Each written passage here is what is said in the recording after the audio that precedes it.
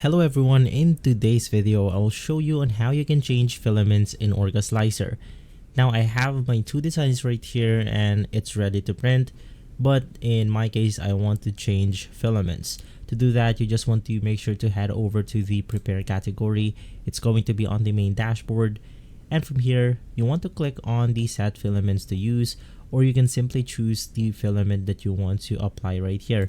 So in my case, I'll just click on the drop down menu, and from here I only have one filament as a preset onto my design. But of course you can edit this if you navigate through the set filaments to use. But in here you will be able to set your filament the way you want to.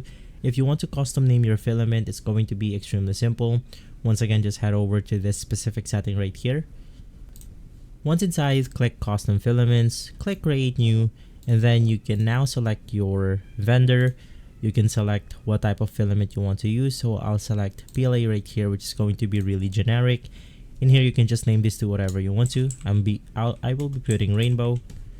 And then from here you can then select the filament, and then once again you can name it this way. If you want to change the color, just click on the filament color icon, which is going to be this one, and let's say that I want to set my filament color to something like green. Click on the OK button and you will be able to completely set your filament the way you want to. If this video has been helpful, leave a like, subscribe, and follow Guide to Everything for more videos like this. Thanks for watching.